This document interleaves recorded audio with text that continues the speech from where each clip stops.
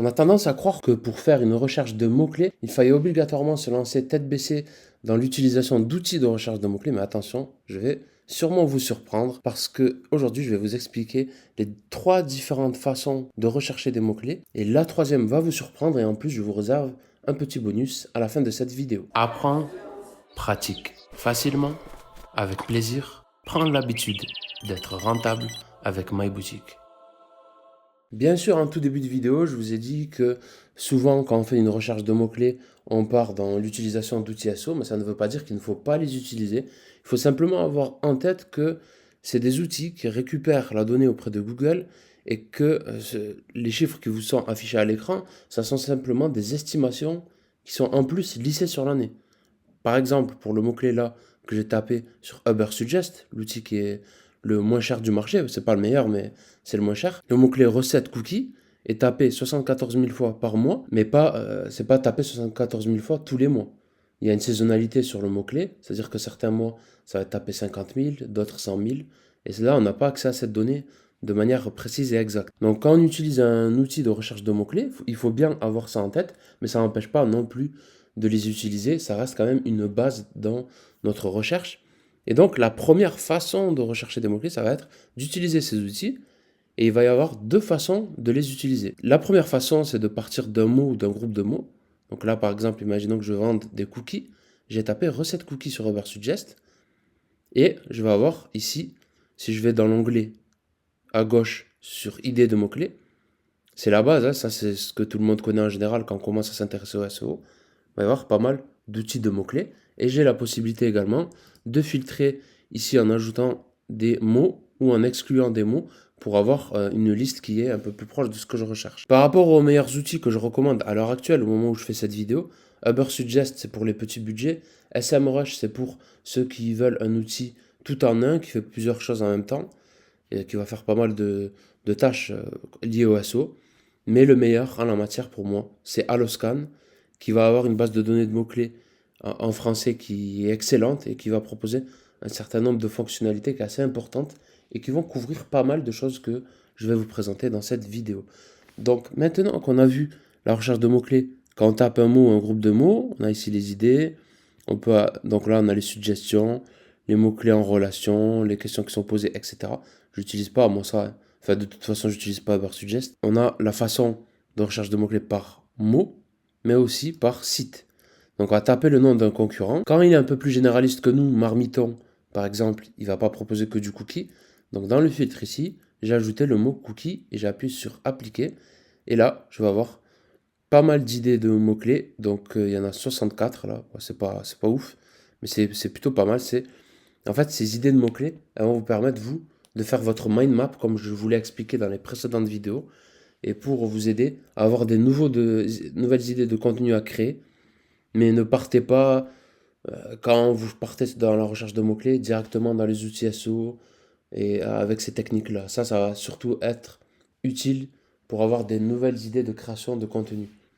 Et pas avoir un SEO bien organisé, tout, etc. Ça a été présenté dans les vidéos concernant les mind maps. Donc là, on a un certain nombre d'idées et on peut faire la même chose avec tous les concurrents. On entre à chaque fois les URL, on filtre si besoin et on va avoir différentes idées. Donc ça fait partie de la première grande façon de rechercher des mots-clés avec les outils.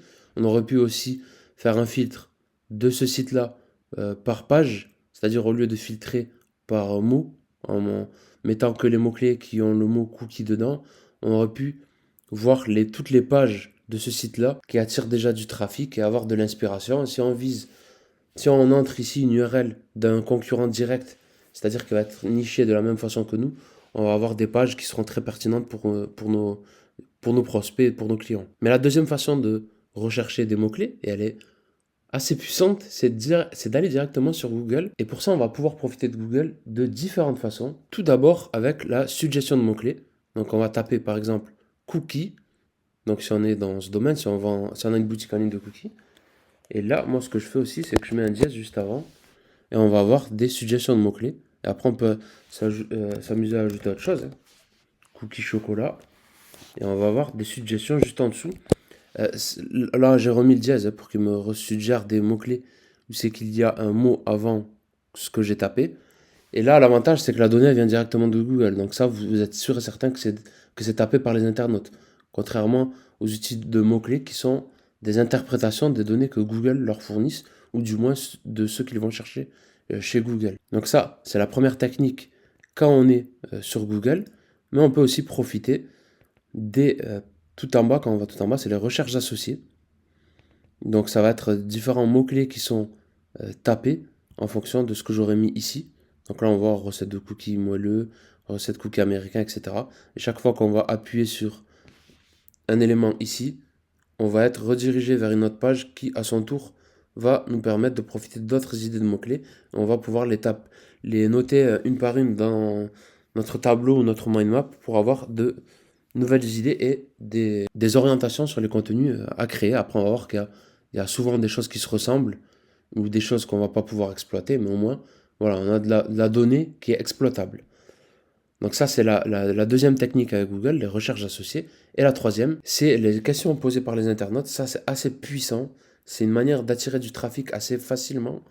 Donc on tape notre mot-clé. Là, j'ai tapé farine cookie, un des mots-clés que j'aurais recherché, par exemple, avec les outils de recherche de mots-clés. Je le tape sur Google, tout simplement. N'oubliez pas, quand vous faites cette technique-là, enfin, toutes les techniques liées à l'exploitation de Google, que je vous présente là, il y en a trois. Faites en navigation privée, pas comme moi, hein, là pour l'exemple, je suis connecté. Faites en navigation privée et ne soyez pas connecté à votre compte pour ne pas influencer les résultats. Donc là, c'est juste pour vous présenter la technique, donc il n'y a pas de souci pour moi. Donc là, c'est les questions qui sont vraiment posées par les internautes. Donc par rapport à la farine de cookies, les gens aimeraient savoir quelle différence entre la farine T45 et T55. Donc je sais que pour mes prospects, ça va être une question qui va être importante et à laquelle je vais pouvoir répondre. Ça, typiquement, si on part sur une recherche de mots-clés avec un outil SEO où c'est qu'on tape cookie, vous voyez que cette question-là, elle ne contient pas le mot cookie. Et pourtant, elle est posée et elle est en lien directement avec les recettes.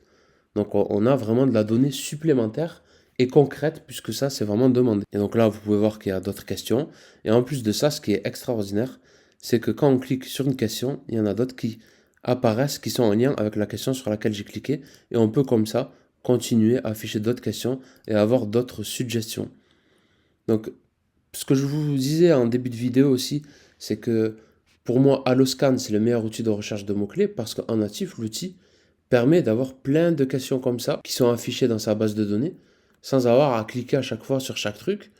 Tandis que Ubersuggest, vous voyez qu'il y a quasiment pas de questions, hein, il y en a que 19.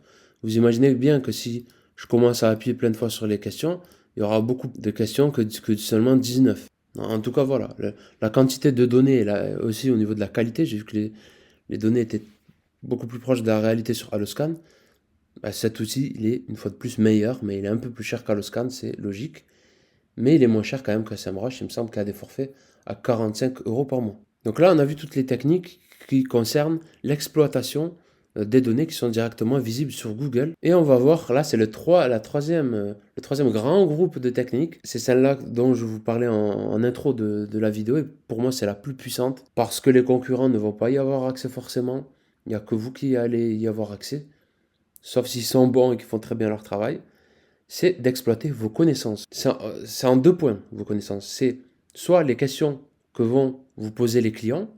Vous allez vous faire un tableau où c'est que vous allez écrire les questions. Où est-ce que cette question vous a été posée par mail, sur les réseaux sociaux, et qui vous a posé la question, ça va vous permettre, ça si vous avez travaillé votre branding, c'est un autre sujet qui est un peu plus vaste, d'assigner si vous voulez, par exemple Laura Fernandez, c'est mon persona numéro 1. Voilà. Bon, ça c'est un autre sujet, mais en tout cas je vous conseille de le noter là, c'est vachement important, tout comme le lieu où la question vous a été posée. Donc vous notez toutes ces questions et ça va vous faire à chaque fois des idées de contenu à créer pour votre site ou même pour vos réseaux sociaux. Donc ça, c'est la première technique à utiliser pour exploiter vos connaissances, mais il y a aussi la connaissance de vos produits. Toutes les informations que vous avez à propos de vos produits, il faut en faire des problématiques et y répondre. Il n'y a pas de questions bêtes. Par exemple, vous, si vous vendez des cookies et que vous savez, par exemple, que pour avoir un bon cookie, il ne faut pas dépasser telle température avec l'utilisation de telle farine à la cuisson, vous allez faire un article de blog dessus parce que vous savez que ça va avoir une importance sur la qualité finale du cookie. Vous pouvez très bien en faire un article dédié. Vous voyez que c'est assez précis. Et donc comme ça, vous allez alimenter ce tableau, vous allez faire un autre onglet hein, avec vos connaissances à vous, mais sur le même schéma, questions. Là, vous n'allez pas mettre où et qui, bien évidemment, hein, mais vous allez écrire toutes les questions. Et petit à petit, vous allez créer du contenu sur ce sujet-là. Voilà, donc là, on a fait le tour des trois grandes techniques, des trois grands groupes de techniques pour trouver des idées de contenu à créer pour votre site, donc pour le SEO et aussi pour vos réseaux sociaux. Mais il y a un petit bonus, c'est d'utiliser, attention, YouTube. YouTube et TikTok, c'est une mine d'informations. Donc là, par exemple, on va écrire cookie. Mais là, on peut voir qu'il y a des trucs un peu hors sujet, parce que c'est un mot qui est trop généraliste. Et on va affiner notre recherche en y ajoutant un mot qui va être, qui va être un peu plus niché et qui va nous permettre d'avoir des résultats un peu plus précis. On va voir par exemple là, cookie de recette facile, cookie de recette moelleux, cookie de recette rapide, sans sucre roux, sans beurre. On voit qu'il y a des régimes spécifiques. Micaline, ça doit être une youtubeuse. Ça aussi, ça aussi. Voilà, en tout cas, YouTube comme TikTok, c'est une mine d'or pour rechercher de l'information. Une fois que vous cliquez là sur un élément, vous allez sur une chaîne YouTube où vous voyez que la personne se positionne comme votre concurrent et vous allez regarder ses vidéos, voir les sujets qu'elle aborde, les vidéos les plus populaires et en faire vous des articles de blog. Une vidéo, ça peut correspondre à un article de blog, mais aussi une partie seulement d'une vidéo YouTube, vous pouvez en faire un article. En fait, c'est simple, vous vous dites quoi? Vous vous dites que à chaque question que l'internaute peut se poser, vous pouvez en faire un article. Et là, ça va vous ouvrir des portes pour les robots de Google. Et ça, potentiellement, ça peut vous faire des nouvelles positions sur de nouveaux mots-clés, des visites et des opportunités potentielles pour amener les gens soit à acheter directement sur votre site, soit à laisser leurs coordonnées et les inciter à acheter. Voilà, on a fait le tour des idées que j'avais à vous présenter. N'hésitez pas à vous abonner à cette chaîne YouTube, celle que vous êtes en train de regarder, et à me laisser un petit commentaire pour m'encourager pour la suite. Ça fait un petit moment que j'ai repris les vidéos YouTube. Bon, celle-là, elle est publiée un peu en retard par rapport à ma semaine, puisque je suis en déplacement. Mais sinon, j'ai un rythme régulier. En tout cas, j'ai pas loupé mon engagement d'une vidéo par semaine. Et je vais continuer à vous parler d'SEO, d'IA, d'outils et de création de contenu. Donc si ce sont des sujets qui vous intéressent et que vous avez un business en ligne ou que vous allez en créer un, abonnez-vous à cette chaîne et je vous dis à la semaine prochaine pour la prochaine vidéo.